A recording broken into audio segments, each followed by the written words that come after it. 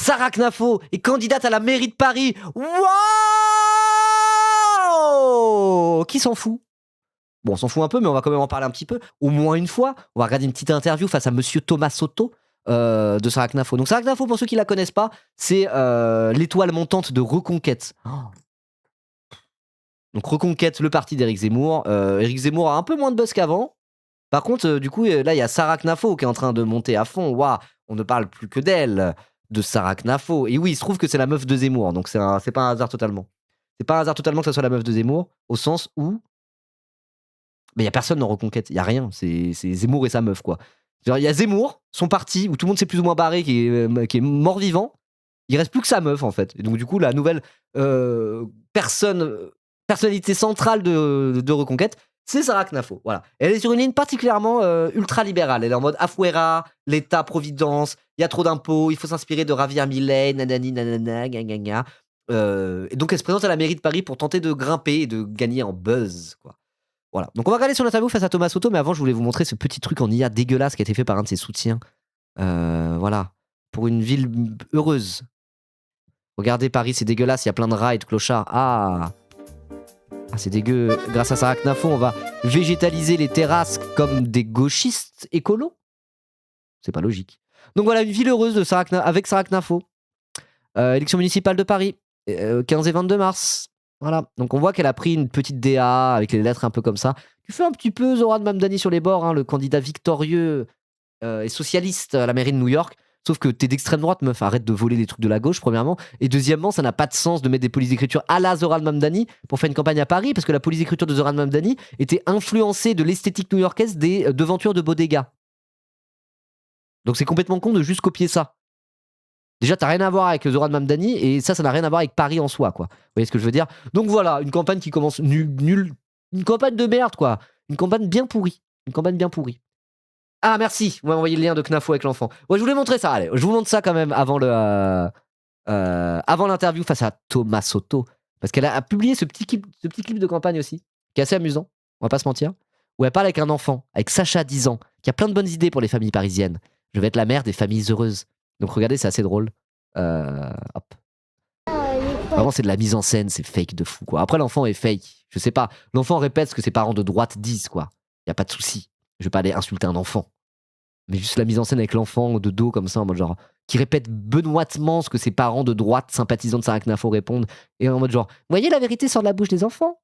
Les enfants, ils sont d'accord avec moi. Non. L'enfant de tes soutiens est d'accord avec toi parce qu'il répète ce que tes soutiens disent. C'est différent. Bon, il faut bien nettoyer dehors parce qu'il y a trop de délinquants.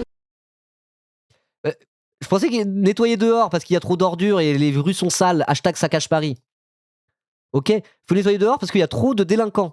Donc les délinquants sont des déchets humains qu'il faut nettoyer. Il parle comme un nazi un peu. Hein. Parce qu'il y a trop de délinquants. Il répète ce que ses parents disent, quoi. Ils font n'importe quoi. Et il faut sauver le théâtre du Guignol des Champs-Élysées parce que sinon on perd notre culture. Parce que on roulait avec la Grande Vadrouille. La Grande Vadrouille. Mais j'ai 31 ans, mais moi c'est un truc de vieux pour moi la Grande Vadrouille. Oh là là, t'as 10 ans frérot. Je suis fan de la Grande Vadrouille et de la culture française. Le gosse à 90 ans, Bourville, mais quelle culture? C'est vraiment, il répète ce qu'on lui a dit de répéter, quoi. C'est instrumentaliste des enfants pour faire des clips de campagne, moi c'est tout ce que je retiens. Allô, quoi. La même droite qui est en mode genre, regardez Greta Thunberg, c'est un enfant. Ils utilisent Greta Thunberg qui est un enfant pour faire leur propagande avec des enfants, c'est honteux. Ils font exactement la même chose. Encore une fois, l'hypocrisie de l'extrême droite, je suis désolé. Normalement, c'est la gauche, c'est nous qui sommes des gauchistes hypocrites. Là, l'extrême droite est encore plus hypocrite que nous. C'est quoi cette histoire-là? Stop. Ouais, les mêmes qui accusent aux gauchistes d'imposer l'idéologie woke aux gosses. En vrai, de manière générale, un enfant de 10 ans, si ses parents sont des gros woke, et ben il va être un peu woke. Et si ses parents sont des gros faf, il va répéter des trucs de gros droitards. Voilà. On voulait dire qu'il veut aussi sauver le champ de Mars parce qu'il y a des délinquants. Ah, mais non, non, c'est bon, j'ai compris. Il répète pas ses enfants, c'est juste qu'il regarde les documentaires de Vincent Lapierre, voilà. Et il répète exactement les trucs des documentaires de Vincent Lapierre, en vrai. En mode, genre, regardez les champs de Mars, il y a des délinquants et des déchets partout. C'est ça la France, il y a des barrières partout. C'est un fan de Vincent Lapierre, voilà. Donc Vincent Lapierre, si jamais tu regardes ce live, sache que ton public, a priori, c'est surtout Sacha, 10 ans, qui habite dans le 16e arrondissement de Paris, voilà. Il y a trop de déchets, c'est sale et c'est dangereux pour les petits qui peuvent. Salut les gens, désolé, je viens de me lever, j'ai le visage bouffi par la weed et le tasty crousty. Salut la rap du futur, comment ça va? Moi j'ai beaucoup mangé hier, mais j'ai mangé sainement, mais j'ai trop mangé. Et j'ai mangé des All Bran sous conseil de Coach We Coach que vous connaissez peut-être, je vous conseille d'aller le suivre sur Twitter et Instagram, il est vraiment cool. Et il m'a dit attention, si tu manges plus protéiné qu'avant et que tu manges plus qu'avant, c'est un coup à être un peu constipé en fait. Voilà, les gars comme toi qui de base mangent mal, de la junk food très régulièrement et qui mangent pas forcément beaucoup mais qui mangent de la junk food, et bah si tu passes à manger plus mais manger plus sainement, tu peux te retrouver à avoir le transit qui comprend pas quoi. Donc il est en mode voilà, il y a moyen que tu manques de fibres à un moment donné. Donc moi ce qui est clutch, ce que je prends c'est je mange des All Bran de Kellogg's. C'est pas une OPSP. Et donc je me suis fait un grand bol de All Bran de Kellogg's parce que j'avais encore faim après mon repas là, j'ai mangé du poulet et tout et du riz. Et effectivement, ce matin, j'ai eu une envie de chier du tonnerre, voilà, je vous le dis. Alors que d'habitude, le matin, ça me fait pas ça. Donc ça marche. C'est très bien pour le transit. Voilà, branchez-vous All Bran pour ceux qui ont des problèmes de constipation, je vous le dis. Ça marche, testé, approuvé par mes soins. Courage pour le sport, mais c'est réel, trop protéiné, tu vas faire des ennemis au WC. Bah ouais, de fou. Donc c'est pour ça, on m'a dit, les fibres, vas-y, let's go. Et merci pour le sport, là ça vient. J'ai les bras, là j'ai les courbatures au bras, je me suis remis trop fort, j'aurais dû faire des échauffements et des étirements. J'étais un peu comme un bouffon.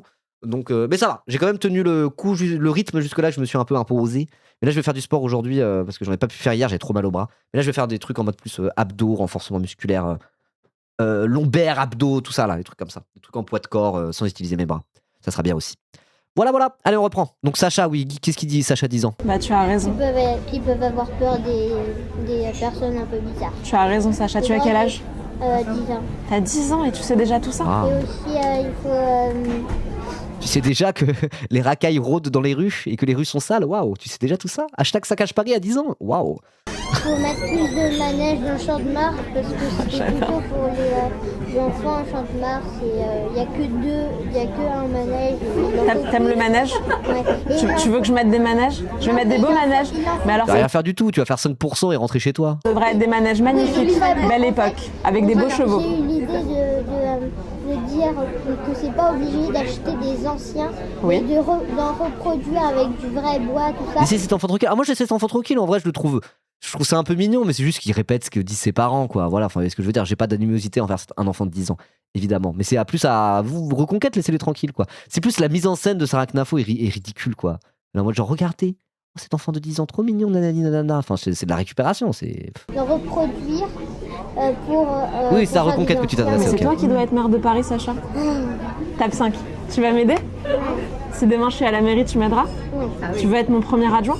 Ah, par contre, premier degré, hein. Premier degré, si Sarah Knafo gagne la mairie de Paris, j'aimerais que Sacha soit adjoint. Au moins, voilà. Qu'on l'ait pas utilisé pour faire de la com en vain, quoi. Qu'il ait au moins un retour sur investissement, vous voyez ce que je veux dire. Voilà. Merci MSK87 pour ton 9e mois, let's go, merci beaucoup. Adjoint des enfants? Eh oui, Comme dans la chanson de Gérard Lenormand. c'est ça. T'es adorable. Ça fait plaisir de voir une jeunesse comme ça. Merci à toi. Voilà, je voulais vous montrer ça, sauf que je voulais vous montrer la dernière parodie de PA, hein. PA qui est un collègue de l'UMA, bien sûr. Hein. Voilà. La parodie est vraiment drôle. Je trouve que c'est une des meilleures vidéos qu'ils ont fait jusque-là. Celle-là, elle marche vraiment bien. Elle est bien écrite, je la trouve excellente. Parce qu'après, quand tu fais de l'humour sur Internet, quand tu fais de l'humour de manière générale, il y a des moments, c'est plus ou moins drôle. Il y a toujours des moments où c'est un peu moins drôle que la fois d'avant. C'est le jeu avec l'humour. Tu peux pas être à ton top tout le temps. Et parfois, c'est un peu évident. C'est pas évident. Et l'humour politique, ça peut bider, vous voyez. Ça peut bider. C'est dur de réussir à se renouveler. L'humour politique, c'est difficile, je trouve. Parce que quand ça marche pas très bien, c'est vite cringe. Et moi, je trouve que l'humain, ils font du EPA. Pour ça, ils arrivent à ne pas être cringe dans l'humour politique. Et je dis pas juste ça parce que je bosse avec eux. Je le disais déjà avant. Vous en êtes témoin. Première fois que j'ai découvert PA, j'étais enthousiasmé. Vous étiez là, le chat. Je m'en souviens. Et j'avais aucun lien avec l'humain à l'époque. Je les avais jamais raids. Ils m'avaient jamais raid. Mais je trouve que celle-là, c'est vraiment une de leurs plus réussies. Elle est vraiment drôle.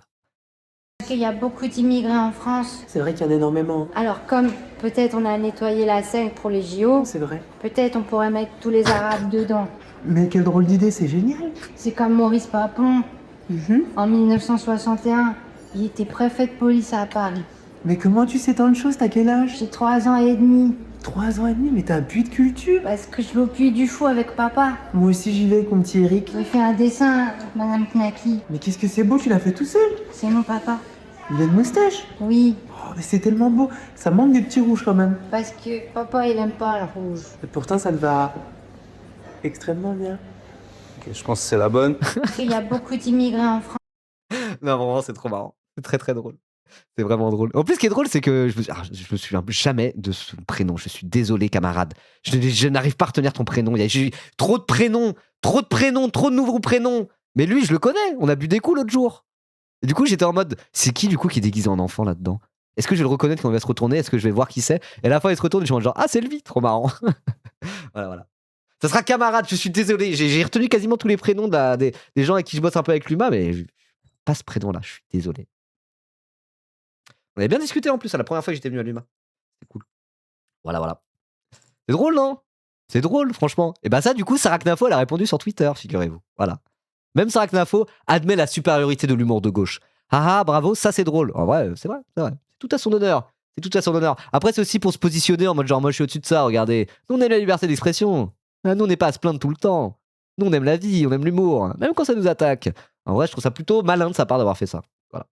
Mais à côté de ça, ça va pas empêcher des centaines de commentaires et de QRT de gens qui sont en mode, vous avez pas honte, franchement, comparé à Hitler. Et ça, c'est fait avec l'argent de vos impôts, hein.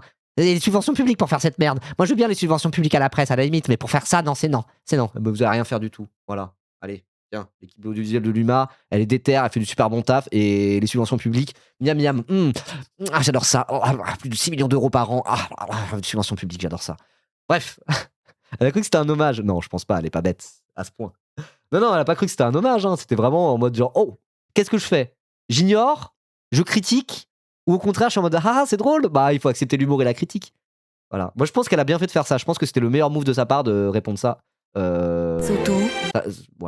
Et je dis pas ça par affection politique pour Sarah Knafo, évidemment. Bref, allez, c'est parti, Sarah Knafo sur RTL. Un peu de sérieux, on va voir un peu son programme pour la mairie de Paris. Spoiler, il faut moins d'impôts et plus de propreté et moins d'arabes. En gros. Et de délinquants. Voilà, ça va être ça, en gros. RTL Matin. Elle est eurodéputée Reconquête, le parti d'Éric Zemmour, mais elle se verrait bien maire de Paris dans 2 mois. Sarah Knafo est l'invitée d'RTL Matin. Bonjour et bienvenue sur RTL, Sarah Knafo. Bonjour Thomas Soto. On va essayer de faire un peu mieux connaissance avec vous. Vous avez peut-être vu l'extrait de Sarah Knafo qui était au JT de 20h de TF1. Alors, du coup, elle passe partout. Hein. C'est en mode candidate à la mairie de Paris, on l'invite partout, alors que Reconquête représente pas grand-chose en vérité. Bon, c'est le jeu, on va dire. Mais elle était extrêmement peu naturelle face aux 20h. On lui a demandé, alors vous êtes candidate à la mairie de Paris? Elle a dit, oui monsieur Gilles Boulot, je suis candidate à la mairie de Paris. Depuis toute petite, j'ai toujours rêvé d'être maire de Paris. Je viens du 93 de Seine-Saint-Denis. Et pour moi, Paris, ça représentait la belle ville et la belle France. Aujourd'hui, je suis parisienne et je suis candidate à la mairie de Paris. J'exagère à peine, elle parlait vraiment avec un air comme ça. Il y a plein de gens qui étaient en mode, ça ressemble à de l'IA ou ça ressemble à un discours de Miss France. En vérité, tu demandes à l'IA, tu demandes à ChatGPT de faire un discours Miss France, ça donne le discours de Sarah Knafo aux 20h, quoi. Donc là, la question qu'on se pose, c'est est-ce qu'elle sera un peu plus naturelle face à Monsieur Thomas Soto? On verra. As-tu d'autres questions? Ah oui, je suis candidat à la mairie de Paris. As-tu d'autres questions? La majorité de Français ne vous connaît pas encore, en tout cas pas encore très bien. Ça vous a pris quand? La volonté d'être maire de Paris, ça m'a pris, je dirais, il y a quelques mois, je pourrais même dire quelques années, en voyant l'état de Paris. J'aime tellement cette ville. Moi, je viens d'à côté, je viens de Seine-Saint-Denis. Et donc, j'ai vu Paris décliner. Et je crois que quand on aime, on ne peut pas rester les bras croisés. Donc, mais quand on aime, on ne compte pas. Donc, tu veux réduire les impôts locaux à Paris et la dépense publique, alors que tu aimes Paris. Quand on aime, on ne compte pas. Allez, échec et maths, qu'est-ce que tu as à répondre à ça? Allez, augmenter les impôts locaux, là, pour les propriétaires. Non, surtout qu'en plus, les propriétaires à Paris, c'est une ville de locataires, Paris. La plupart des gens qui vivent à Paris sont locataires d'un propriétaire qui soit vit dans un très bel appartement de Paris, soit limite ne vit même pas à Paris parce qu'ils sont vieux et pour leurs vieux jours, ils préfèrent être dans leur résidence secondaire à Deauville. Il y a vraiment un côté comme ça. L'immobilier à Paris, c'est rempli de propriétaires. La plupart des gens qui vivent à Paris, bon, parfois c'est des gens, c'est des fils de cadres, c'est des gens un peu richoux et tout, je dis pas, hein. Mais c'est pas des gens qui sont forcément propriétaires et qui payent des impôts locaux sur leur propriété immobilière, ce genre de choses, quoi. Donc augmenter les impôts à Paris, tout le monde s'en bat les couilles des impôts locaux à Paris. Les propriétaires, c'est une minorité, voilà. Décidé là à Noël, si vous voulez savoir. À Noël? Pour ce qui est de la Dernière décision. minute, quand même. Mais ça fait très longtemps que je vois cette ville décliner et que je me dis que finalement, par le passé... Cette ville déclinée. Ce discours-là, je ne comprends pas. Je ne comprends pas. Les droitards, ils aiment trop dire Paris est une ville qui décline. Et je pense savoir pourquoi. La plupart des électeurs d'extrême droite, ils habitent pas à Paris, en fait. La plupart, c'est des bouseux. Des pécores incultes. Je plaisante bien sûr, hein. Force à tous mes campagnards, hein. Je dis ça pour rigoler. Mais c'est vrai que C'est un électorat plus rural et périurbain, l'électorat d'extrême droite, traditionnellement, ou des petites villes de province, vous voyez, ce genre de choses. Paris, c'est une ville de bobo gauchias, quoi, en l'occurrence. Et d'ailleurs, à l'extrême droite, ils aiment bien dire que Paris, c'est une ville de bobo gauchias et que toutes les grandes villes et que les citadins, c'est des bobos gauchistes de merde. Ils aiment bien le dire ça. Mais donc, du coup, en fait, l'extrême droite qui parle de Paris s'adresse à des gens qui ne connaissent pas Paris. Et du coup, il suffit de dire Paris, c'est plus ce que c'était, regardez, c'est crade et plein de racailles maintenant. Et ben en fait, l'électorat d'extrême droite ne va pas à Paris, ne connaît pas Paris, donc il gobe ça, quoi. Mais en vérité, quand tu connais un peu Paris, que tu y vas régulièrement, que tu y habites, le déclin à Paris, mais sur quels critères, vraiment sur quels critères? À la limite, si, il y a peut-être plus de sans-abri dans la rue qu'avant. C'est vrai. Mais c'est pas la faute à la gestion de Paris, c'est la faute à ce qu'il y a de plus en plus de pauvreté qu'avant. On vit dans un monde de plus en plus inégalitaire. Les gens qui ont rien, ils ont de moins en moins de services publics et de choses qui leur sont garanties. Ça peut-être, ouais, je pense qu'il y a peut-être plus de sans-abri qu'avant dans Paris. Et c'est malheureux, mais c'est pas la gestion de la faute, c'est pas la gestion de la ville de Paris. C'est qu'il y a plus de SDF qu'avant. Parce que le monde est de plus en plus cruel, quoi. Vous voyez?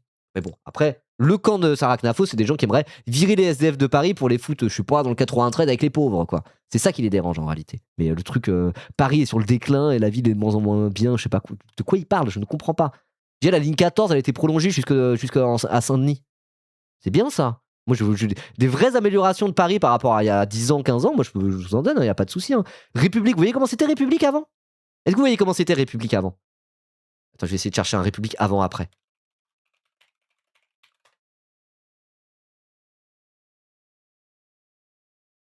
C'est où? Ouais, voilà. République avant. Putain, l'image est toute petite. Ils ont pas des images plus. République, c'était comme ça avant. Il y avait des voitures partout. Il n'y avait pas la grande place de la République comme ça qui faisait toute la longueur, avec les voitures qui passent autour. C'était vraiment un bordel, genre. C'était des voitures partout dans tous les sens. Avant, Paris, c'était beaucoup plus voiture de manière générale. Donc il y a plein d'endroits qui limitent les déplacements en voiture, plein d'endroits où ils tentent de piétoniser, végétaliser. Dans l'ensemble, je trouve que Paris, c'est plus agréable. C'est de plus en plus agréable à vivre, hein, dans l'ensemble. Non? Je fais faire ça avec toutes les places qui ont été modifiées, c'est très souvent réussi. Bah ouais. C'est BG Répu maintenant, c'est bien plus classe, quoi. Avant la statue, c'était un rond-point, sa mère. Regardez, la statue de la République, c'était un rond-point. Allô, merci Dalgo pour l'aménagement des vélos à Paris, au moins ça. Alors moi, je tiens à vous le dire, hein, je suis pas le Nick le PS, hein, et à Paris, on pourrait faire beaucoup mieux, mais c'est peut-être mon toxic trait. C'est peut-être un truc, j'en suis pas fier, mais je vous le dis. Je préfère vous le dire. Nick le PS, je peux pas les blairer, mais Hidalgo, dans le cadre de Paris en soi, moi, elle aurait dit, vas-y, je reste à Paris encore 5 ans, j'aurais dit, bah très bien. Très bien. Je dirais qu'on en a un peu rien à foutre. Déjà, Paris, c'est une toute petite minorité de gens qui vivent à Paris, qui souvent ont déjà tout un tas de privilèges parce qu'ils sont au cœur du truc. Ça va, quoi. Ça va. Déjà, s'il n'y a pas la droite à Paris, que ça reste Hidalgo, j'en attends pas beaucoup plus, de toute manière, d'une mairie de Paris, de manière générale. Voilà, elle a fait Paris-Plage, là. Elle fait des trucs. Moi, j'ai un cendrier mairie de Paris, parce qu'une fois, j'étais posé au bord de la Seine, c'était pendant Paris-Plage, mais c'était pas pour me baigner. Il y avait des agents de la mairie de Paris qui étaient en mode, bonjour, regardez, on vous donne des cendriers de poche. C'est bien, comme ça vous pourrez jeter vos mégots. Comme ça on a une ville propre. On était là à fumer des joints en plus. Les gens de la mairie de Paris nous ont laissé faire, ils nous ont donné des standards. Bah merci à Anne Hidalgo. Voilà, je le dis, merci à Anne Hidalgo. Et des trucs comme ça, même par rapport à j'en parlais au début du live, par rapport à la nuit parisienne, ce genre de choses, les activités culturelles, etc. Il y a des trucs en vrai où la mairie d'Hidalgo, par rapport à la réduction des risques, les trucs par rapport à la nuit à Paris, les lieux un peu alternatifs où il y a des soirées qui sont organisées et tout. Moi, j'ai rien à redire là-dessus, quoi, ça va. Alors après, le vrai problème à Paris, c'est qu'il faut de l'encadrement de loyer et des vraies politiques de gauche conséquentes et courageuses pour changer l'immobilier à Paris où ça devient invivable. C'est invivable maintenant. Mais est-ce que c'est vraiment la compétence de la mairie de Paris, ça, ou c'est vraiment à l'échelle nationale qu'il faut faire ça, et aussi pour Paris? Je pose la question. Voilà. Donc moi, en vrai, Anne Hidalgo, dans le cadre de Paris, bon, ça va.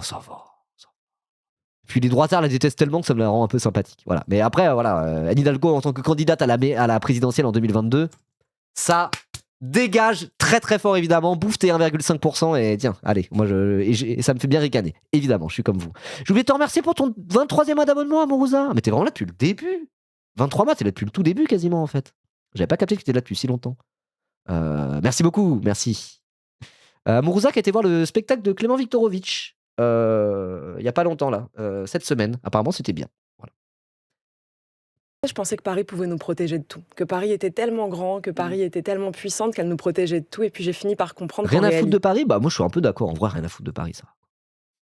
Sauf pour les Parisiens. Moi j'aime bien Paris, hein, j'aime bien la ville. c'était à nous tous, à vous, à moi. de Attends, protéger- attendez, je rembobine. De toute façon, c'est pas très intéressant ce qu'elle dit. C'est quoi cette histoire de. Il a des cheveux sur scène, Clément Viktorovitch? Vraiment, il a mis. Parce que je croyais que c'était une blague, mais il a mis une perruque. C'est quoi cette histoire?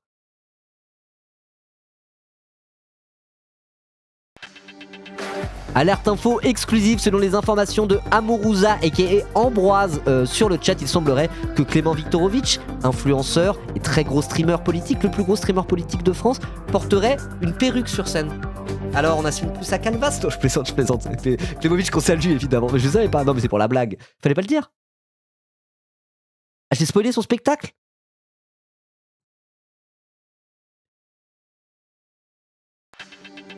Une information exclusive, il semblerait que le streamer et créateur de contenu Ribot dans la sauce, jaloux notoire de Clément Viktorovitch, car il n'a ni ses stats sur YouTube, ni ses stats sur Twitch, ni son clout dans les médias, par vengeance, ait spoilé son spectacle, car il n'a pas non plus de seul en scène qu'il aimerait peut-être bien avoir un jour. Et ben c'est très très beau la jalousie, bravo. Je vais recevoir l'appel de ses avocats. Oh non. En plus, il y a son metteur en scène qui m'arrête l'autre jour. Oh non. C'était une fake news, hein. C'était une blague sur les chauves. Vous me connaissez, je fais des blagues sur les chauves tout le temps. Non, c'était une vilaine blague sur les chauves. Faut que j'arrête de faire ça. Non. Ah merde. Oh zut. Bon, pardon, excusez-moi. Allez, Saraknafo, ouais, Saraknafo. tellement puissante qu'elle nous protégeait de tout. Et puis j'ai fini par comprendre qu'en réalité, c'était à nous tous, à vous, à moi, de protéger Paris, de protéger cette Oui, capitale voilà, c'était une magnifique. fake news, exactement. C'était une post-vérité. On vit dans une logocratie, à l'ère de la post-vérité. La vérité n'a plus d'importance. Amorouza est en bon logocrate, vient tout simplement de mentir sur un chat news. Et en fait, le mensonge prime sur la vérité. Voilà, relire Klemovitch. Donc je me bats et je me présente pour être la prochaine maire de Paris. Alors je suis allé sur. Ok, allez, votre maire de site. Paris, oui. Bon, pour l'instant, le programme il tient en une page. Sarahpourparis.fr. Oui, pour l'instant, le programme il tient en une page. On sait que les campagnes électorales, c'est un peu Noël après l'heure.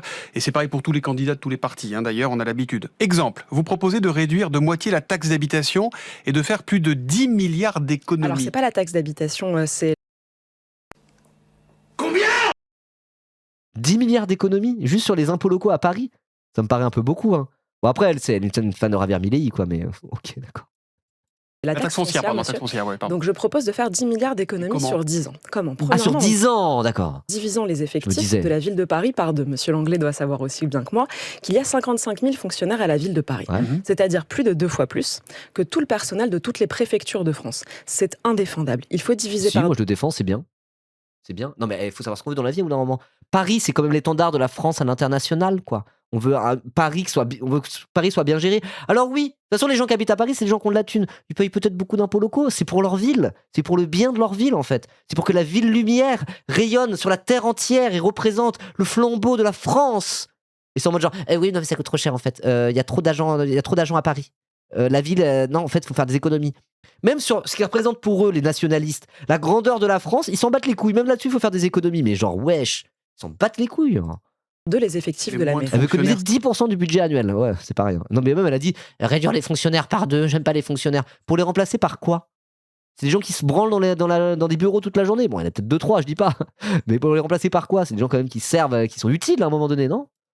C'est moins de services, non? Absolument pas. D'abord, Genre, vous allez c'est une privatiser ville, le absolument pas. service. Ah, privatiser les services. Non, pas. D'ailleurs, vous allez privatiser le service de la collecte des ordures ménagères. C'est ce que Jacques Chirac a fait pour la moitié des arrondissements de Paris. Oui. Il faut faire l'autre moitié. C'est déjà 6 000 postes que des gens que vous ne mettez absolument pas au chômage, vous demandez au privé qui va reprendre le contrat de prestation de les reprendre. Ils sont Absolument. payés par qui? Effectivement. Parce que, alors, moi j'ai un très bon exemple de ça sur la récolte des déchets. J'ai un très bon exemple, c'est que j'ai un ami qui travaille à la voirie d'une ville communiste. C'est la seule ville qui a encore une mairie PCF dans ce coin-là. Sinon, tout le reste, en fait, il y a un organisme supplémentaire, un organisme transcommune, intercommunal, privé, qui gère tout un tas de choses qui devraient être gérées par les mairies ou par les collectivités locales, qui sont gérées par une entreprise privée. Enfin, c'est avec des partenariats privés publics, etc., etc., quoi. Et donc, du coup, toute la collecte de déchets partout est fait par cet organisme-là, sauf dans la ville PCF, la seule ville PCF qui reste dans ce coin-là. Et mon pote, il bosse à la voirie dans cette ville PCF, et déjà, il bosse à la voirie, ce qui est pas un métier facile. Hein. Il se lève à 6h du mat pour aller ramasser des trucs dans la rue et faire de l'entretien. C'est des métiers qui sont difficiles et mal payés. Mais il a le statut de fonctionnaire, ce qui l'a permis, du coup, de pouvoir avoir un appart plus facilement en tant que locataire, ce genre de choses.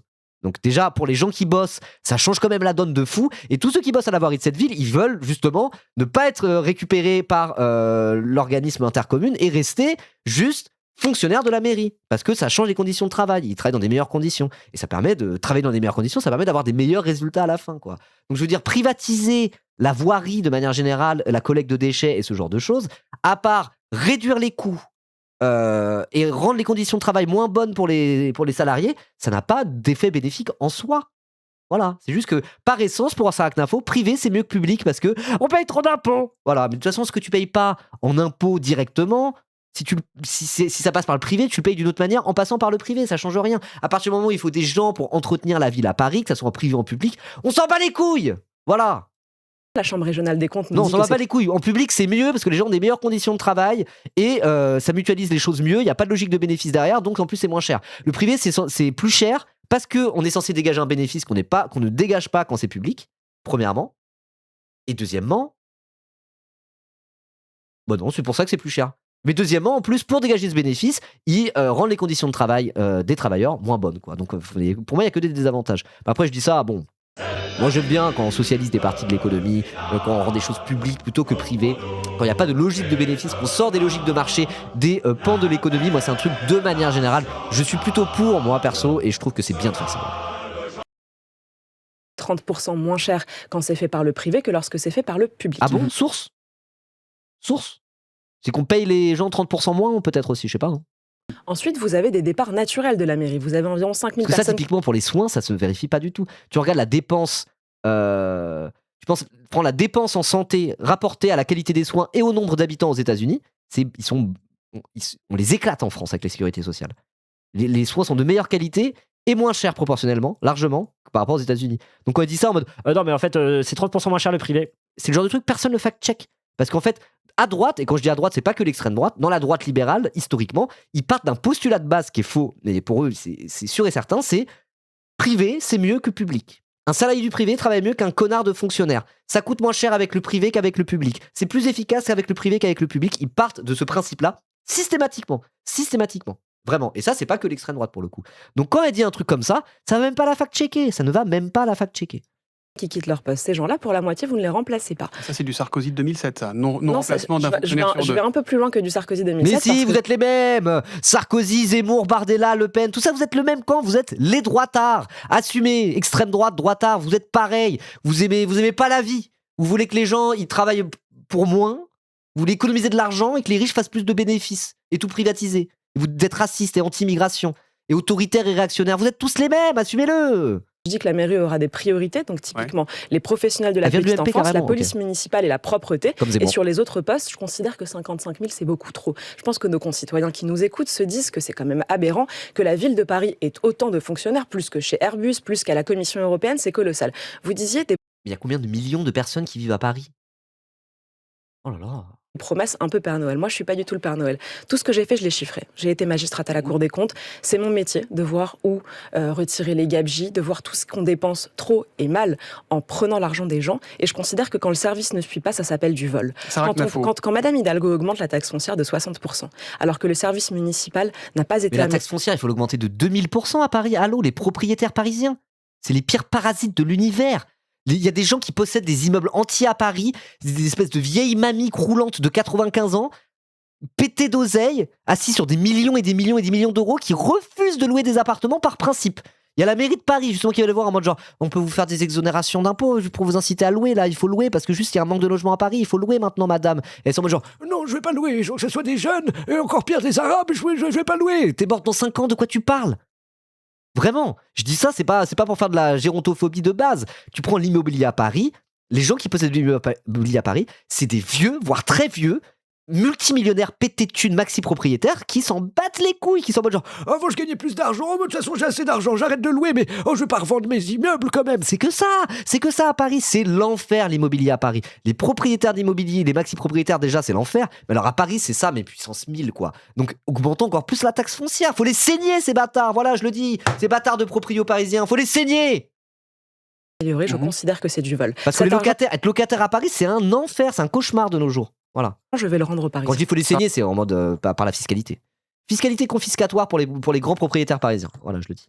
Knafo, vous voulez aussi reconquérir les zones de non-droit avec des interpellations massives sur les Champs-Élysées, le Champ de Mars, le Bois de Boulogne, Barbès. Mais il y a une erreur d'orientation. Vous devriez postuler pour être préfet de police ou ministre de l'Intérieur, parce que ça, c'est pas les compétences du maire de Paris, ça. Alors, tout Les à l'heure, interpellations on parlait de massives sur les finances champs. publiques, donc vous auriez pu me dire que j'aurais dû postuler pour être secrétaire d'État au budget. Les En proprio prison, à ce point-là, non. Après, on peut. Tu peux dire. Après, vous savez ce que je pense de la propriété locative. Hein. Je pense que vraiment, ça serait beaucoup plus simple de ne pas avoir de propriété locative, en fait. Tu as le droit d'être propriétaire de ton propre logement. Comme ça, une fois que tu as remboursé ton prêt, t'es propriétaire, tu payes plus le loyer, t'es bien, t'es en mode c'est ma maison, j'habite dedans, très bien. Mais la propriété locative, qu'est-ce qui justifie ça vraiment? Après, il pourrait y avoir une justification au sens, je sais pas, pour avoir plus de flexibilité, pouvoir passer plus facilement d'un appart à l'autre, etc., etc., tatati tatata. Peut-être qu'il y a des avantages d'une certaine manière, mais là, on a un niveau, c'est n'importe quoi, c'est inhabitable Paris. Inhabitable pour que des multipropriétaires, multimillionnaires encaissent toujours plus de pognon, quoi. Ça n'a pas de sens. Vraiment, ça n'a pas de sens. Orientation, vous devriez postuler pour être préfet de police ou ministre de l'Intérieur. Donc, parce que on pourrait limiter le nombre de logements que tu as le droit de posséder en tant qu'être humain à 2. Voilà. Déjà, ça serait sympa. T'es en mode genre, voilà, tu peux. Si t'es vraiment riche, t'as atteint le top du système, t'as le droit d'avoir un petit appart à la campagne en plus, mais c'est tout, et tu le loues pas. Et basta. C'est bien. Mais quand je dis ça, je parle pas d'être propriétaire de son logement. D'ailleurs, je vais bientôt être propriétaire de mon logement, logiquement. Voilà, je le dis. les compétences du maire. Bon, c'est l'idée en tout cas. Voilà. T'as pas un appart, toi, Ribo? Non, non. Bah, j'avais un appart, on l'avait acheté avec Germaine Fourchette, parce qu'on était tous les deux fonctionnaires, donc les banques elles aiment bien, et on avait un apport parce que maintenant que ça a été révélé, je peux le dire. Ouais, je suis un bourgeois, ouais. Je suis un petit bourgeois. J'ai eu une donation de ma daronne à la mort de mon grand-père. Vous savez, mon grand-père, il était riche et parisien pour le coup. Donc quand je dis ça, je sais de quoi je parle.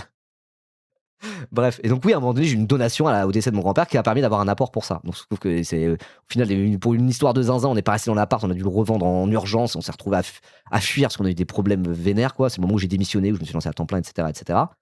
Mais là, du coup, bah ouais, là on va essayer d'acheter là où on habite actuellement, en fait. Voilà, tout simplement.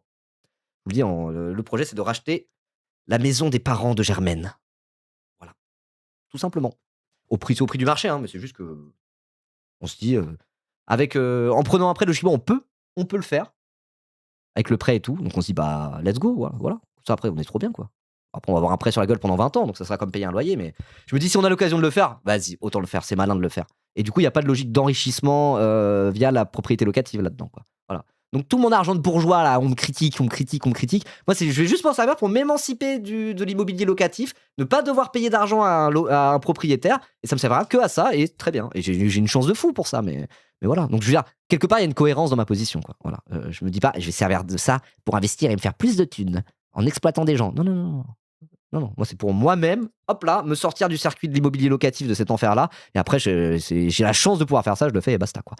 Bref, allez, donc du coup, voilà. La propriété personnelle d'un logement, très bien, super. Si on a l'occasion de le faire, autant le faire. Ça met un poids en moins dans la vie. C'est vraiment très très cool. La propriété locative, c'est de l'AD, quoi. C'est de l'AD.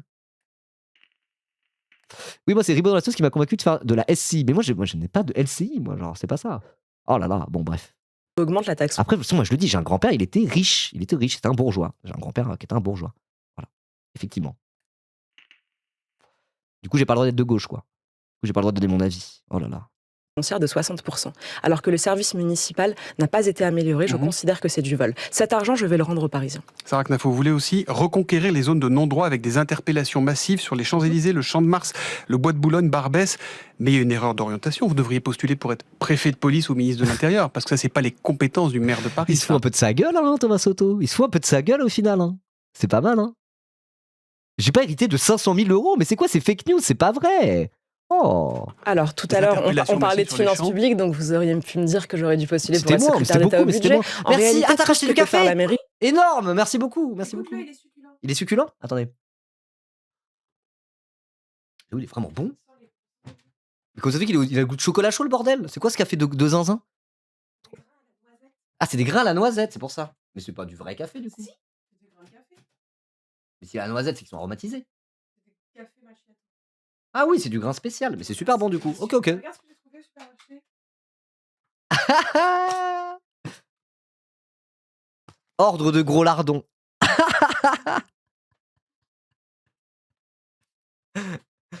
Le SCI Gate. Vous parlez de ça là, ça y est, café de bourgeois. Mais non, mais ça va. J'ai une machine à café à grains, le grain à moudre pour avoir des bons cafés.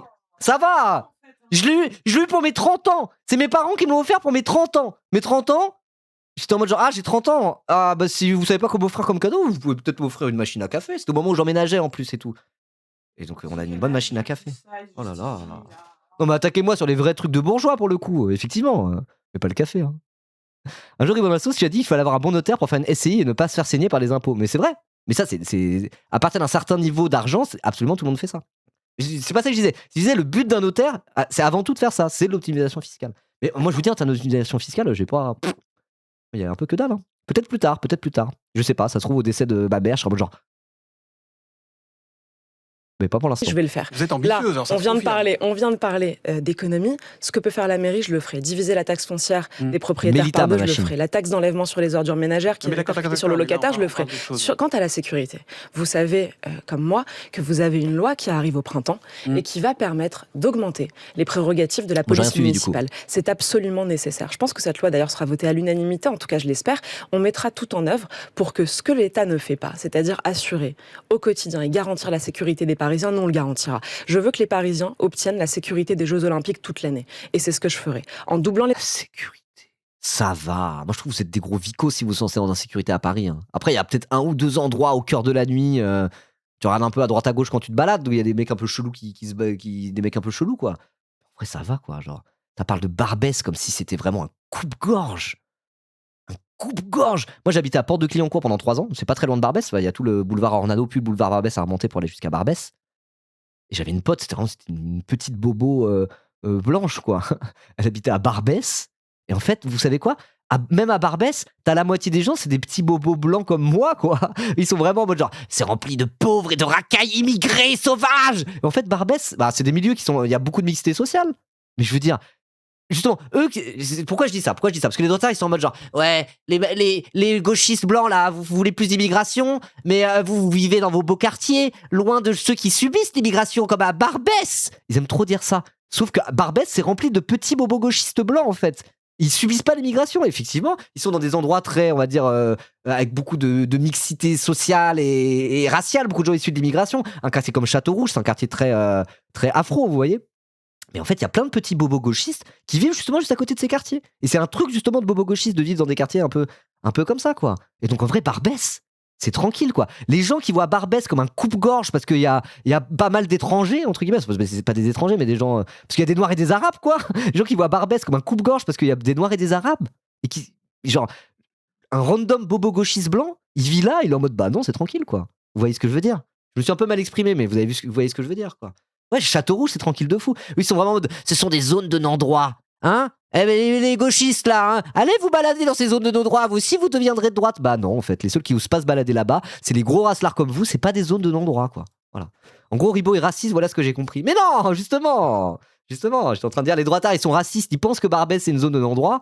Les bobos gauchistes citadins qui, eux, sont pas racistes, savent que Barbès n'est pas une zone de non-droit. C'est ça que je voulais dire. Voilà. Parce que pour certains, ils y vivent même, en fait. Voilà. Les effectifs de la Il était police complètement municipale. verrouillé pendant les Jeux. En les armant. Se déplacer avec des passes et tout ça, ça va être ça la ville de Paris de Sarah Knafo. Non, ça va être le degré de sécurité. Je pense que tout le monde s'en souvient comme d'un excellent souvenir, Ouais. en se disant donc en fait c'est possible. Ce qu'on a pu faire. Ça coûtait combien en argent public, Madame Knafo, ce qu'ils ont fait aux Jeux Olympiques? Vous croyez qu'ils auraient fait ça avec 2 fois moins de fonctionnaires à Paris? C'est ça le truc. C'est en mode genre, on va faire ce qu'on faisait au moment des JO avec 2 fois moins d'argent et 2 fois moins de personnel. Vous allez rien faire du tout. Vous allez réduire les impôts des méga riches si vous arrivez au pouvoir et vous allez être en mode plus de présence policière à Paris. Mais c'est même pas toi qui auras la compétence là-dessus. Il va rien se passer du tout. Vous allez rien faire à part baisser le niveau de qualité de vie à Paris en faisant de la lèche aux propriétaires qui vont en profiter pour encore augmenter leur loyer. Et voilà. Et rendre la ville plus sale parce qu'il y aura moins d'agents d'entretien. C'est tout ce qu'ils vont faire. Et dans tous les cas, ils vont rien faire parce qu'il va faire 5%, effectivement. Pendant l'espace d'un été. Pourquoi est-ce qu'on ne l'aurait pas toute l'année? Est-ce qu'on ne mérite pas à Paris de vivre dans la sécurité? Je pense qu'on le mérite. Une ville heureuse, c'est aussi une ville où on est en sécurité. C'est bien le Knafo. Nexus, la boîte. Moi, j'aime pas du tout ce genre de boîte. Moi, j'aime pas du tout. Ça existe plus, ça a changé de nom. Et c'est pas à Paris, c'est à Pantin. Pantin, ouais, je crois. Vous entendez ce que disent certains de vos adversaires? Sarah Knafo, elle vient Oui, pas en chercher. plus, merci de le dire, l'arabe du futur. Sinon, je me souviens des JO, c'est surtout qu'on a utilisé du béton pour déloger des sans-abri au lieu de faire une maison avec ce putain de béton. De fou, hein. Enfin, je veux dire, tout ce côté, on vire tout ce qui est pas, qu'on n'a pas envie de voir un peu plus loin, dans les endroits où il y a des pauvres. La gentrification, ça marche souvent comme ça d'ailleurs. Ça fait ça à fond, hein, les JO. Après, moi, j'ai bien aimé les JO parce que c'était un moment que j'ai bien aimé. La cérémonie d'ouverture là de Thomas Joly, j'étais en mode genre, oh, pourquoi je suis ému? C'est quoi? Non, j'aime pas le nationalisme, qu'est-ce qui se passe? Donc, moi, j'ai bien aimé toute la séquence des JO. En plus, à un moment donné où je vivais chez ma mère et du coup, on regardait les JO avec ma mère. J'ai un très bon souvenir de ce mois d'août, premier degré. Même j'étais un peu à Paris pendant les JO, j'aimais bien. Mais en fait, le truc, c'est que Paris au mois d'août, j'aime bien de base qu'il n'y ait pas les JO. Pourquoi? Parce que Paris, il y a beaucoup moins de monde pendant le mois d'août. Tous les Parisiens et surtout les bourges parisiens, ils sont en vacances à je sais pas où, machin bidule. Et du coup, vraiment, c'est plus tranquille. L'ambiance est pépouse en août à Paris. Voilà. Mais bon, bref, tout ça pour dire que il dit vraiment de la dé, quoi. On va faire comme les JO sans moyens. Ok, d'accord. La mairie, elle va chercher de la lumière, de la notoriété. Elle veut se faire connaître, se mettre sous le feu des projecteurs. Je pense avoir prouvé l'an dernier que j'avais pas besoin d'une campagne municipale pour avoir de la visibilité médiatique. J'ai déjà abordé beaucoup de sujets, j'ai obtenu quelques victoires, j'ai mené un combat sur l'aide au développement, contre l'aide au développement, et le budget a baissé de 2 milliards d'euros. Est-ce que là, vous n'êtes pas en train de lancer la campagne présidentielle de reconquête en vous présentant à Paris? Ça pareil, hein, l'aide au développement. L'aide au développement, c'est quoi? C'est de l'argent qui est transféré vers des pays en voie de développement pour qu'ils puissent se développer. On est d'accord, c'est ça. Donc les mêmes qui sont en mode genre, il y en a marre que les gens ils viennent, ils migrent chez nous là. Pourquoi ils se développent pas chez eux là, au lieu d'essayer de voler notre argent? À côté, quand il y a des politiques de développement, ils sont en mode genre, non, en fait, c'est pas à nous de payer. Bon, voilà, quoi. Vous voulez le beurre et l'argent du beurre, quoi. Vous voulez les bénéfices de la colonisation? Je peux m'arrêter là. Vous voulez les bénéfices vous voulez la colonisation, quoi. Vous voulez le colonialisme, en fait. Voilà. En mode genre, on les exploite, mais pas chez nous. Voilà. Bon, bref. Je vois que vous me prêtez beaucoup d'ambitions. Moi, j'ai 2 ambitions. La première, c'est de devenir maire. La première, ça vous intéresse? C'est de devenir maire de Paris. Et la deuxième, c'est d'être la meilleure. C'est quoi la première? J'ai pas entendu. Devenir maire. La première, ça vous intéresse? C'est de devenir maire de Paris. Et la oui, tu l'as déjà dit ça. deuxième, c'est d'être la meilleure maire que les Parisiens aient connue. Donc, j'exercerai ce... Meilleur que Jacques Chirac, madame? Meilleur que Jacques Chirac? Le grand Chirac, Chichi? L'idole des jeunes? Je plaisante. Hein. Chirac, ça dégage bien fort. En plus, il a été multi-condamné pour ce qu'il faisait à la mairie de Paris. Mais il a été maire de Paris pendant longtemps, Jacques Chirac. Meilleur que Bertrand Delanoë? Tu penses vraiment pouvoir être meilleur que Bertrand Delanoë? Que Anne Hidalgo? Elle serait bien moins bonne qu'Anne Hidalgo, hein, je vous le dis très clairement. Mandat à plein temps, pendant 6 ans. Je pense que c'est déjà assez d'ambition, monsieur Soto. Ouais, mais si vous n'êtes pas élu... Voilà, j'ai 2 ambitions. Je veux être maire et je veux être un maire médiocre. Deuxième ambition, je veux pas être le meilleur. J'avoue, genre, c'est complètement con de dire ça. C'est genre vraiment... bon, ok, d'accord, la base, quoi. Ce qui peut arriver, c'est une hypothèse, c'est la démocratie. Je ferai tout pour, je me place pas dans cette hypothèse. Il a été jugé, il a été condamné Chirac après sa mort. Après sa mort, il a fini par être condamné pour je sais plus quoi, mais c'est quand il était à la mairie de Paris. Et c'est la première fois qu'un ancien président de la République est condamné par la justice. Voilà. Vous avez dit sur mon site internet sarahpourparis.fr, on y retrouvera mon programme dès lundi. Oui. Lundi, ce ne sera pas une page et vous verrez que bien loin de fausses promesses et de promesses gadgets de campagne, tout a été chiffré, budgétisé. J'ai travaillé ce programme avec les ingénieurs en travaux publics. Reconquête. Est-ce que c'est le laboratoire de reconquête dans la capitale? C'est exactement ce qu'a dit Éric Zemmour hier en meeting, ça vous a pas échappé? J'espère que ce sera... non, absolument pas. J'espère que ce sera un laboratoire de ce que peut faire la droite. Elle est vraiment peu naturelle. Hein. Elle est vraiment peu naturelle. Après, je sais pas, genre... C'est vraiment, il y a la nouvelle extrême droite française, c'est des larpeurs, quoi. Vraiment, ils sont pas naturels. Marine Le Pen, je la méprise au plus haut point, mais on peut pas, elle a un côté plus naturel, quoi. Même Jean-Marie Le Pen, il était nature, il était lui-même, voilà, il mettait de sa personnalité là-dedans, on pouvait pas dire, il est fake Jean-Marie Le Pen. Et à côté, là, il avançait moins à visage découvert, quoi.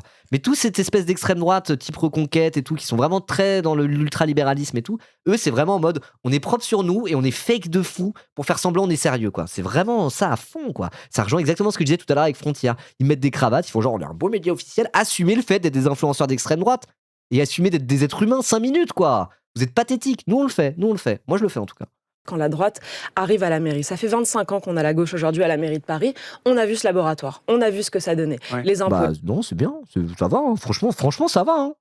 Ça va. Je pense que ça aurait été pire si ça avait été la droite. Hein. Explose, la saleté, la dette, 10 milliards de dettes, les gabegies, l'insécurité. Demain, je veux montrer ce que peut faire la droite quand la droite gagne la mairie. Mon objectif, dans cette campagne, ça va être de présenter le meilleur programme pour miser sur l'intelligence. Merci Astrodolo. Merci beaucoup pour ton 4e mois. Let's go. La liberté des Parisiens. Ça, c'est un objectif qui est considère commun à que tous les tout est candidats, possible. je pense.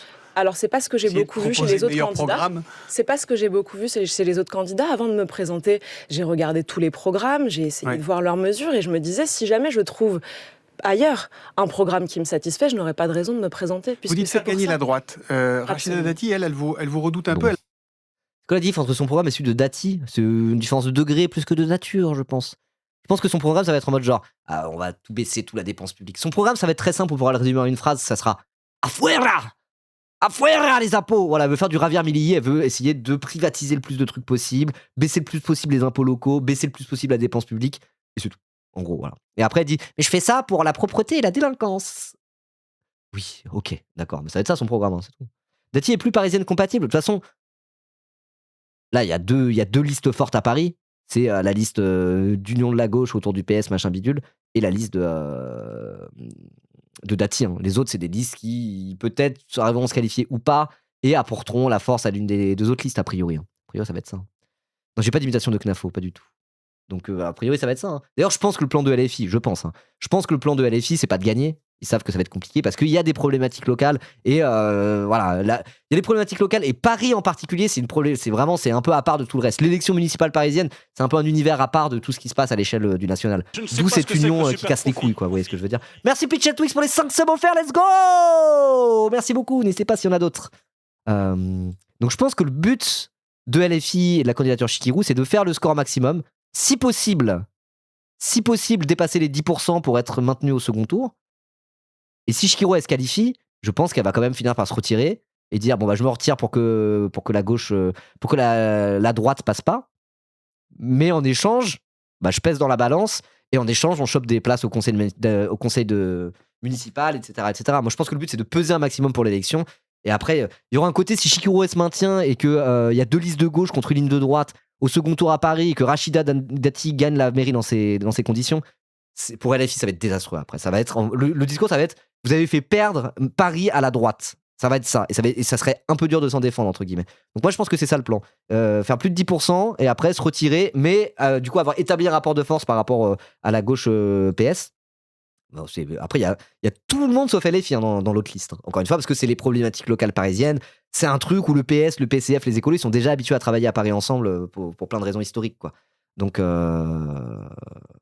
tout ça pour dire que je pense que c'est ça le plan de Chikirou.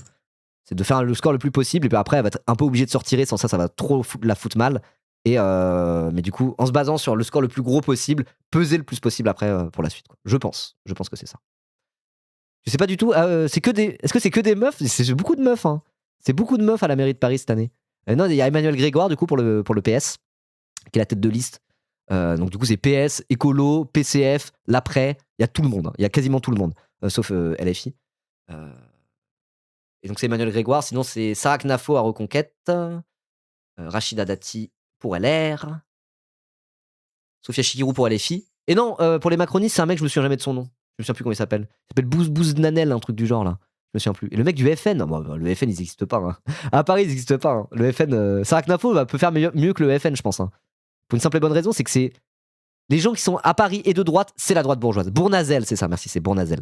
Les gens de droite et même d'extrême droite qui sont à Paris, c'est la droite bourgeoise. C'est pas l'électorat populaire de Marine Le Pen, quoi, qui sont un peu des Français travailleurs de classe moyenne souvent, qui votent Marine Le Pen par racisme, etc. Voilà, c'est l'Ouest parisien, c'est la droite bourgeoise. Ils trouvent ça vulgose de voter pour le RN. Ils trouvent que Marine Le Pen est quasiment socialiste. Hein. Donc voilà, ça vote limite plus Reconquête que RN dans le 16e. Voilà. L'appel au vote utile, elle dit un émiettement des voix serait un chèque en blanc pour la gauche. Vous craignez pas d'être celle qui fera gagner la gauche? Yann Brossa, il est dans la liste avec le PS et tout. Hein. Yann Brossa, il n'y a pas de candidature PCF indépendante. Le PCF est avec le PS et les écolos et l'après. Et un peu tout le monde.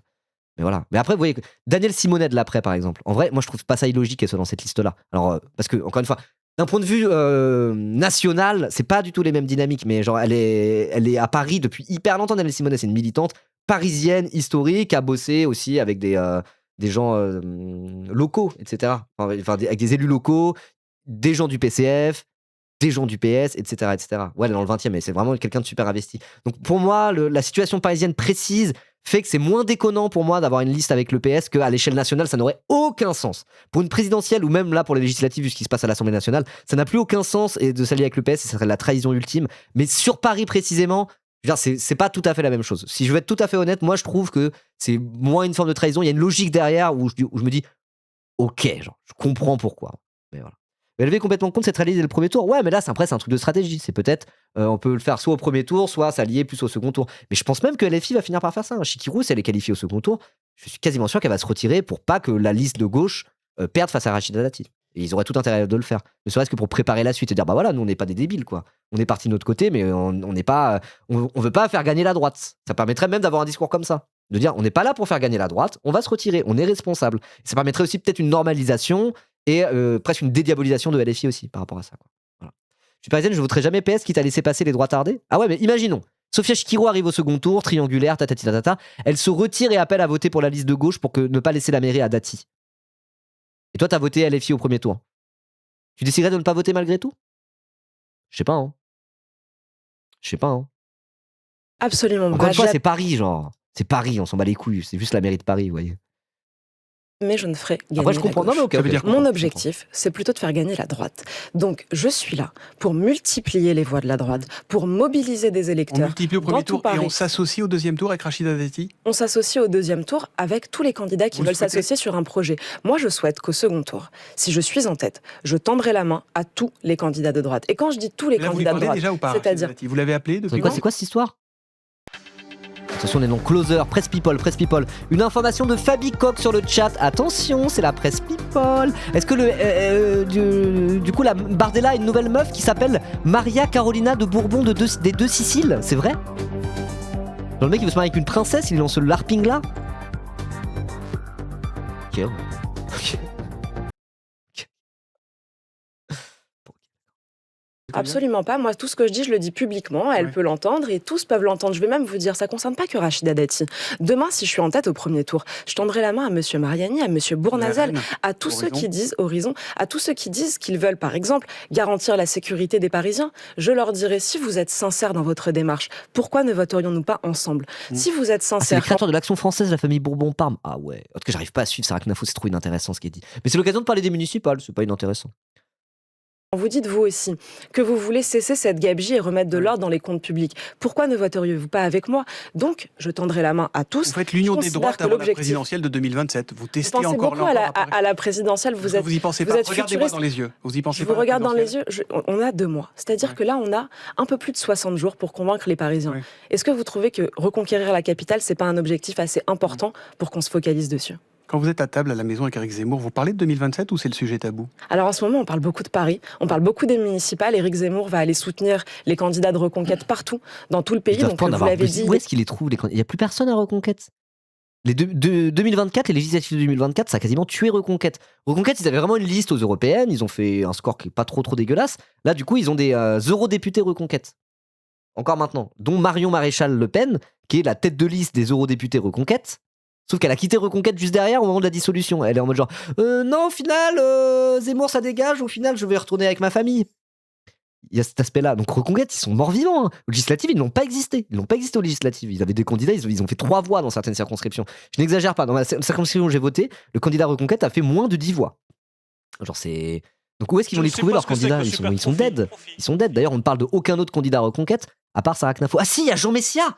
Jean Messia à Évreux. Il y a Jean Messia à Évreux. Donc c'est dire le niveau de leur candidat. Jean Messia. Jean Messia, c'est vraiment la pire personne sur Terre. Pourquoi? C'est un nul. C'est un immense nul. Le mec a fait l'ENA. Il est énarque, Jean Messia. Normalement, quand tu fais l'ENA, t'as une carrière de haut fonctionnaire. Tu travailles dans des cabinets ministériels avec des gens de premier rang de la politique. Tu peux te faire parachuter pour être député. C'est un truc où normalement, t'as des belles carrières quand tu fais l'ENA, des carrières de haut fonctionnaire un peu stylées. Quand tu te lances en politique et que t'es ancien fonctionnaire énarque, logiquement, tu peux avoir des carrières un peu belles, quoi. Il est devenu tweetos, exactement. Il est devenu tweetos débile, sans aucun buzz, à part pour insulter des gens sur Twitter. Personne ne le calcule. Pour un énarque, c'est un raté. Et je le dis très clairement. Sachant que c'est un énarque, Jean Messia est un des plus grands ratés du paysage politique français actuel. Et ça, je serais prêt à lui dire dans les yeux, parce qu'il sait ce que c'est qu'être énarque. Il pourrait pas me contredire en disant que c'est un immense raté par rapport à la carrière qu'il aurait censé avoir. Voilà.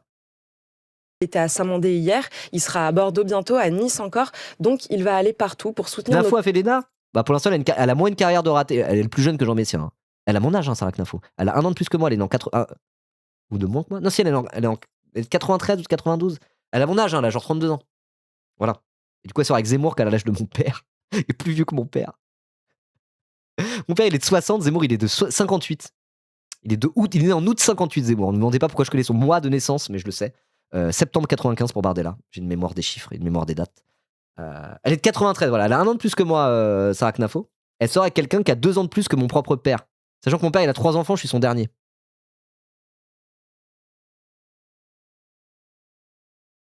C'est chaud. 35 ans d'écart, ils ont. 35 ans d'écart. Candidats. On parle beaucoup des municipales parce qu'on vit l'instant présent et que notre objectif aujourd'hui, c'est reconquérir la capitale, mais aussi beaucoup d'autres communes dans le reste de la Reconquérir la capitale, comment on se croirait.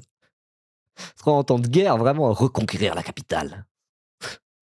France. Êtes-vous d'extrême droite, Sarah Knafo? Ici Ah. même, lundi, Alain Duhamel parlait de vous et il disait Sarah Knafo, c'est la même extrême droite que Zemmour sans les dérapages. Oui, à ton âge, ça te dire. Absolument pas. Merci de me poser la question parce que d'autres que vous affirment brutalement ce genre de sornette. Alors moi, j'affirme qu'elle est d'extrême droite, mais plus ça va, plus la droite est en train de fusionner avec l'extrême droite.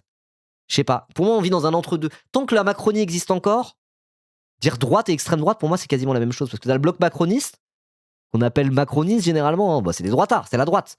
Et je veux dire, on dit plus, c'est les macronistes. Vous voyez ce que je veux dire? Tout ce qui est à droite des macronistes, c'est les mêmes maintenant. LR, Reconquête, RN, c'est les mêmes. Ils sont racistes, anti-immigration, libéraux, autoritaires, tout ce que vous voulez. Ils ont le même discours. Ils sont en train de converger, voire fusionner. Donc qu'elles disent droite ou extrême droite pour Sarah Knafo, de la même manière que LR. Alors LR, il serait de droite, mais Reconquête d'extrême droite. C'est les mêmes blaireaux, c'est les droitards. C'est les droitards. Moi, plus ça va, plus je vais juste dire, c'est bon, ça va, c'est gauche contre droite. Extrême droite ou pas, vous êtes les mêmes connards. Vous êtes les mêmes connards, vous êtes copains entre vous, vous tissez des liens, c'est la même chose. Alors est-ce que la droite est devenue d'extrême droite?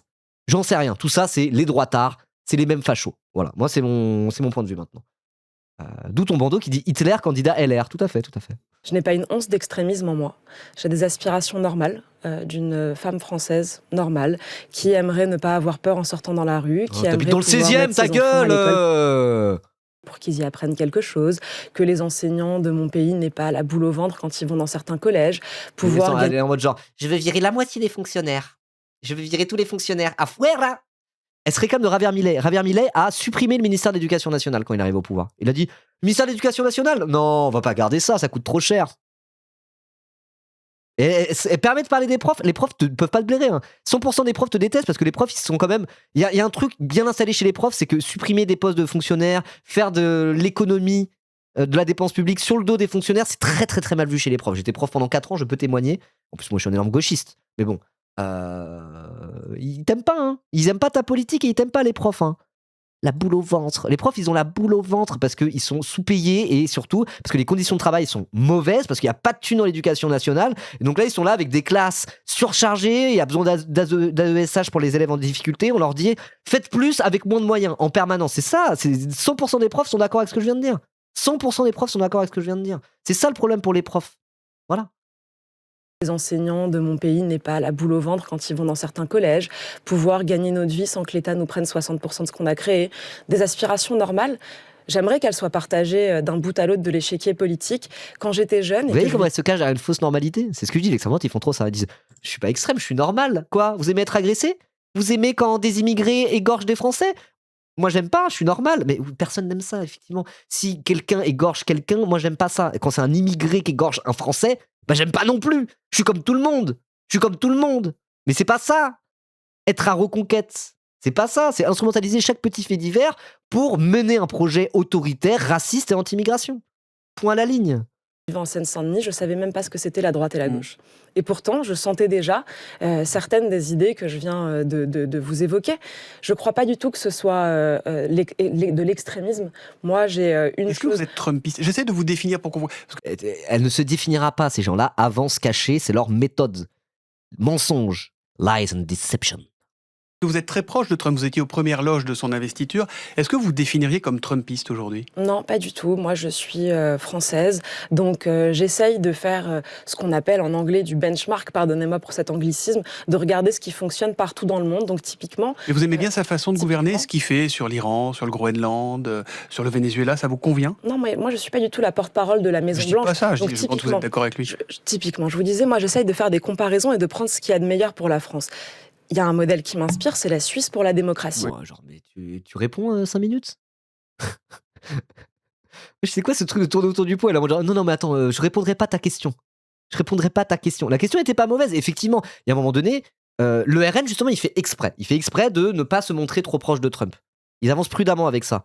parce qu'ils sont peut-être un peu plus malins, ou c'est pas qu'ils sont plus malins, mais c'est qu'eux, ils aspirent vraiment à être au pouvoir, ils aspirent pas juste à faire monter leurs idées. Du coup, ils sont en mode ça la fout mal. En vrai, Trump, il est quand même impopulaire en France. Si on est perçu en tant que Trumpiste, ça joue pas bien pour nous. Du coup, ils essayent.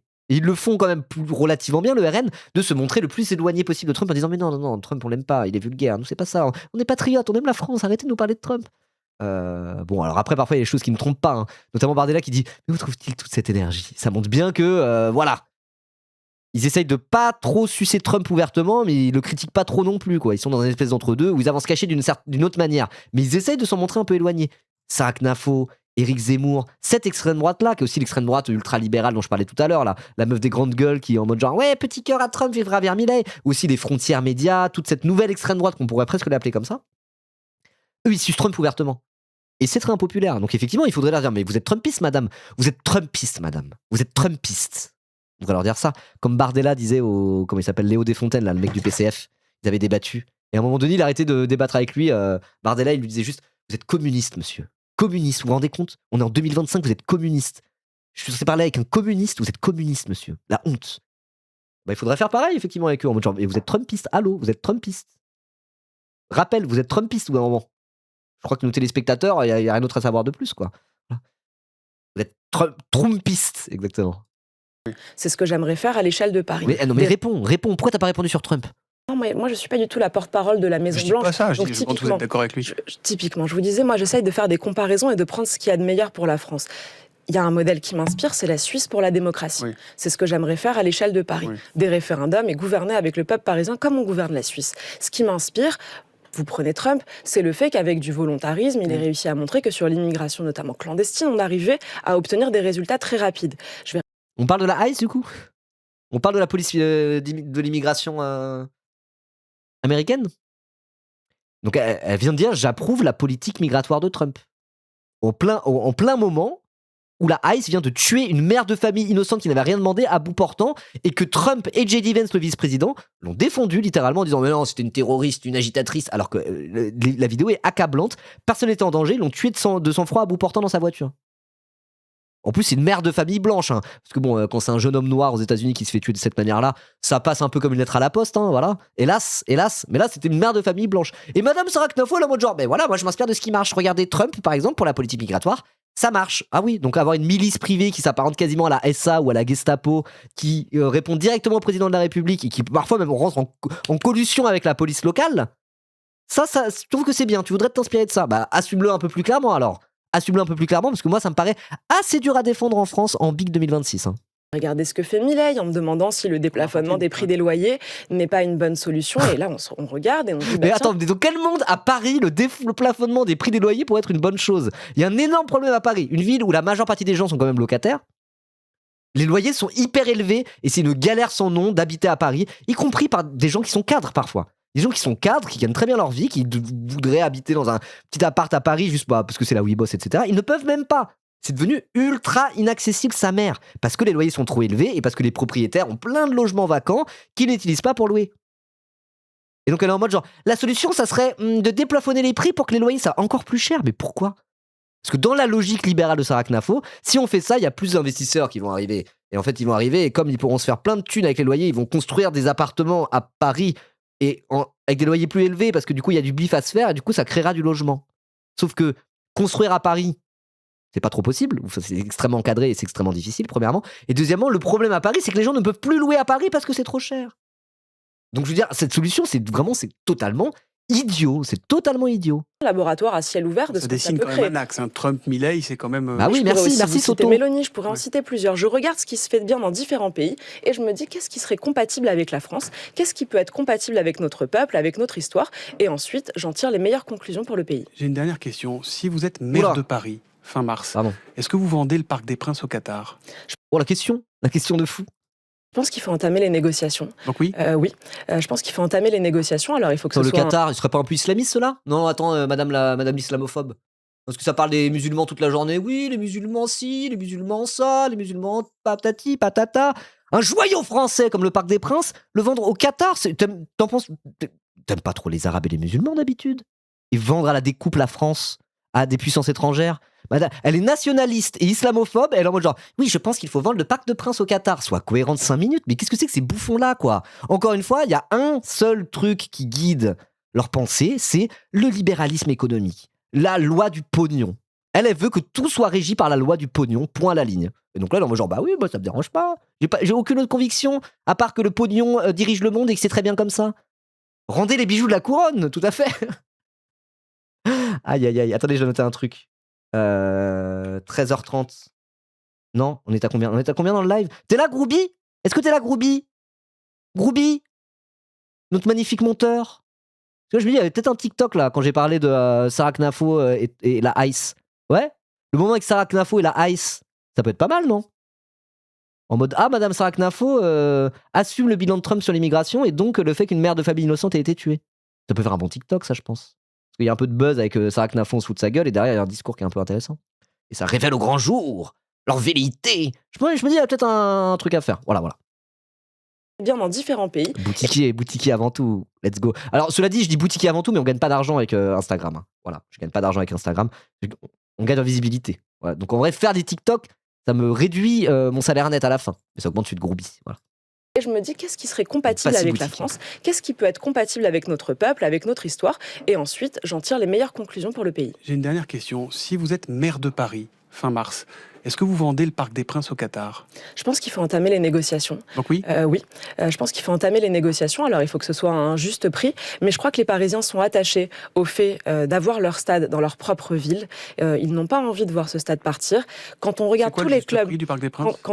C'est à négocier. Je ne vais pas vous faire la mauvaise négociation en affichant un prix maintenant. Je pense qu'il faudra le faire plus tard. J'ai pas Quand suivi on ces regarde histoires de la Parc des plupart Princes. des clubs européens, on voit qu'ils sont la propriété de leur club et non pas d'une ville. Donc je pense que la mairie de Paris... C'est genre en mode le Parc des Princes, c'est la propriété de la mairie de Paris. C'est pas la propriété du Paris Saint-Germain. Et donc, du coup, le PSG menace de se barrer ailleurs dans un stade qui leur appartiendrait. C'est en mode soit vous nous vendez le Parc des Princes et le Parc des Princes reste le stade du PSG, soit on se barre parce qu'on veut posséder le stade. C'est ça? On veut que ça reste à Paris, donc on le vend. C'est ça, du coup? C'est pas son métier. On voit que le stade devient obsolète. Donc, il faut que le privé s'en occupe. Merci beaucoup à vous. En tout cas, la conclusion est toujours exactement la même. Il faut que le privé s'en occupe.